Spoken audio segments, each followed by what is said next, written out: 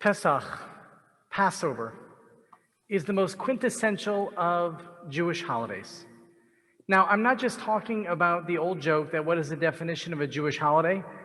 They tried to kill us, we won, let's eat. But rather, the themes of Pesach, the themes of Passover, are so central to who we are as Jews and what Judaism stands for.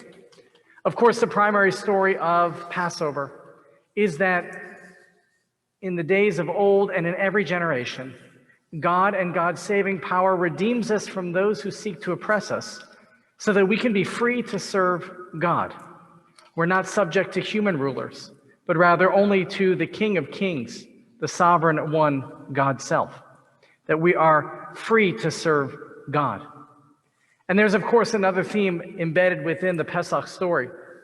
And Micha Goodman, my teacher, puts it very succinctly. He said, the mission of the Jewish people is neither to return to Egypt nor to become like Egypt. Our mission is neither to return to Egypt nor to become like Egypt. That is to say, in every generation, we must do what we have to protect ourselves, to keep Jews and Judaism strong. At the same time, when we have power, we are not free to oppress others the way the Egyptians oppressed us. We must avoid persecuting others. We must avoid xenophobia. We must avoid doing that which causes those who are of less power to suffer. The mission of the Jewish people is to celebrate our freedom to serve God. The mission of the Jewish people is neither to return to Egypt nor to become like Egypt.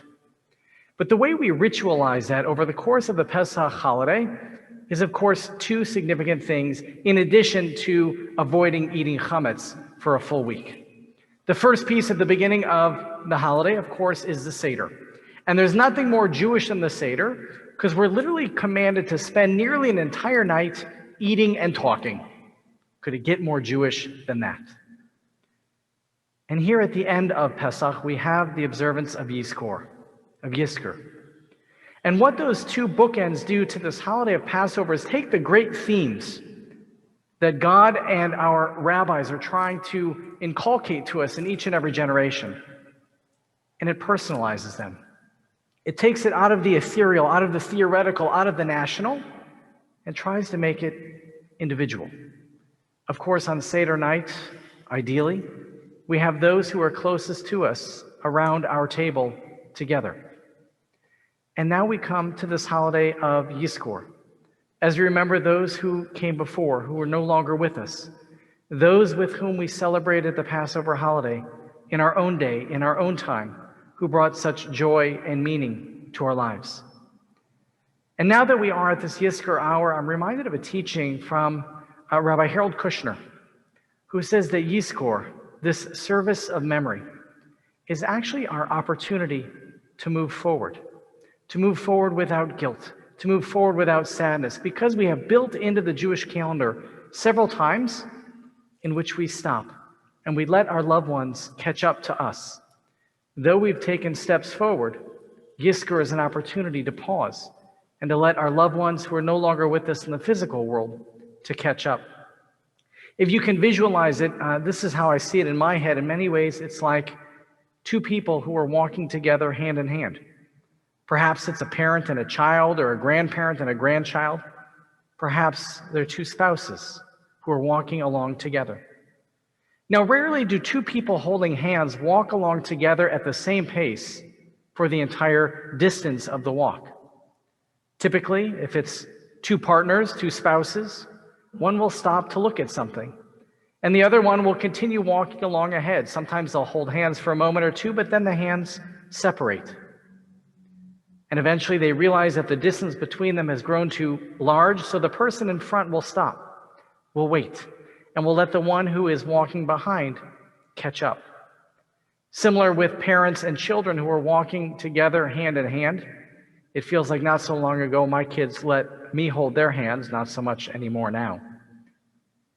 But in that moment, sometimes the children will get ahead as they are wont to do because they like the freedom and they like the independence. But then after a few steps, they'll notice that their mom or their dad is no longer with them. And so they will stop and they'll wait and let the parent catch up, because too much freedom is not a good thing. Similarly, the parent who outstrides his or her child will go a few paces ahead and let the child struggle behind just a little bit. But then when it feels like the gap is too large, the parent will stop and let the child catch up. So it is with Yizkor. We are allowed throughout the year, as we mourn the loss of our loved ones, to continue to move forward. We who are in the land of the living are allowed and encouraged to move forward, to continue walking. But several times over the course of the year, at Yom Kippur, Shmini Atzeret, at Pesach, at Shavuot, and of course at an individual's yortzeit, that's our opportunity where we stop, where we pause. And though we've taken steps to move forward, to move on, we give our loved ones a chance to catch up to us, to be part of our lives.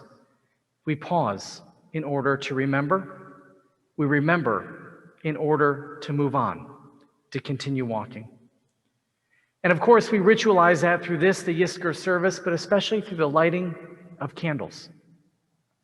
We light a candle for each of our loved ones at Yizkor time the night before, and of course at their yortzeit as well, to create light and give a moment of pause to allow our loved ones to catch up to us. The old man struggled as he reached up to grab them, those small glass jars, each containing a single wicked candle. In steps his grandson with matchbook in hand, placing his arms firmly, lovingly behind the old man.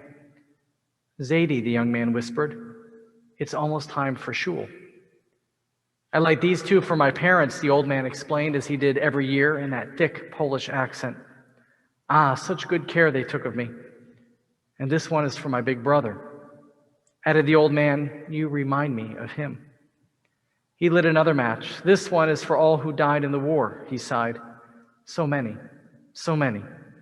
And this one is for your grandmother." Tears began to well up in the old man's eyes, just as they did at this time every year. Yes, yes, this one is for your grandmother. The grandson knew the words by now, the same every year. "I light these two for my parents. Ah, such good care they took of me. And this one is for my big brother. You remind me of him. This one is for all those who died in the war. So many, so many. And this one is for your grandmother. Yes, yes, this one is for your grandmother." The old man lit the candles and carefully backed away. He turned toward the young man, and his eyes looked deeply into those of his beloved grandson.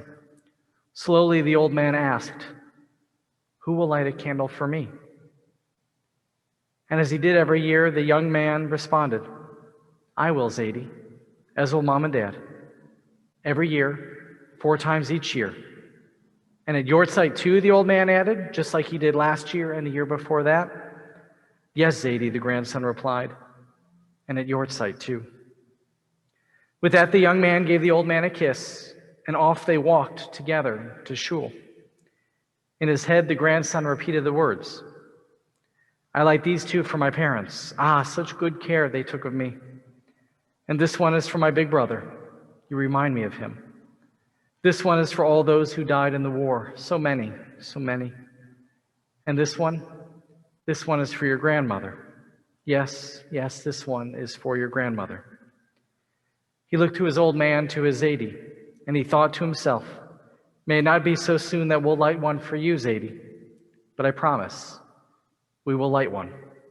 I promise we will remember."